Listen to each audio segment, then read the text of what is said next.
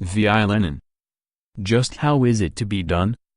First published in Pravda No. 95, July 13, New Style June 30, 1917. Published according to the Pravda text. Source: Lenin Collected Works, Progress Publishers, 1977, Moscow, Volume 25, pages 145 to 147. Rabukaya Gazeta is disturbed about the political significance of the offensive. One of its contributors even reproaches another, saying that the latter's evasive phrases ultimately amount to an admission that, objectively, the Russian Revolutionary Army is now shedding its blood for the annexationist plans of the Allied bourgeoisie rather than for peace without annexations. Rabukaya Gazeta No. 93, page 2, column 1. Now this objective significance of the offensive is bound to disturb the workers, some of whom are still following the Mensheviks. And this is also reflected in the columns of Rabukaya Gazeta. Not wishing to venture upon an open break with the workers, the paper is trying to somehow link the offensive with the revolutionary proletarian peace struggle. Unfortunately for the cunning editors, the only connection that can be established here is a negative one. It would be difficult to imagine more pitiful and confused people than these respectable editors, frightened by those very spirits which they, together with the socialist revolutionaries, have conjured up.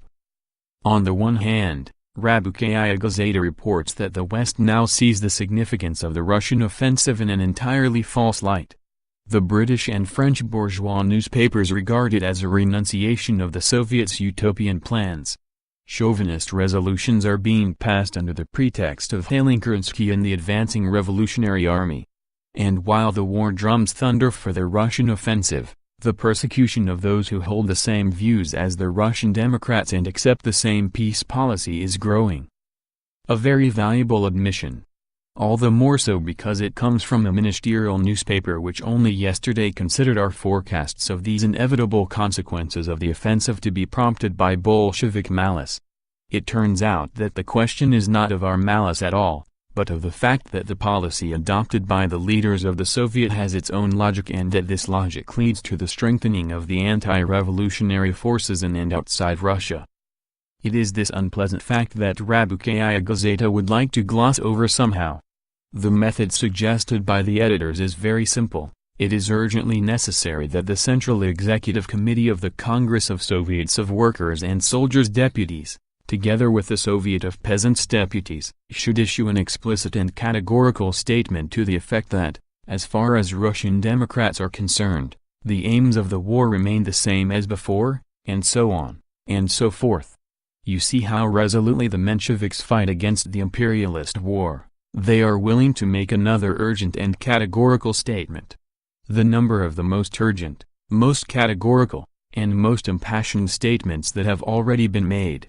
How many more times will it be necessary to repeat those categorical statements as speedily as possible to moderate with words, if only a little, the actions of a government which the ministerial Rabukaya Gazeta fully supports? Really, gentlemen, your most categorical words, declarations and notes cannot alleviate the facts which you yourselves report. Those facts can only be countered by actions which would actually mark a break with the policy of continuing the imperialist war. The government of Lvov, Tereshchenko, Chernyayev, Kerensky, Tseretelli cannot do that.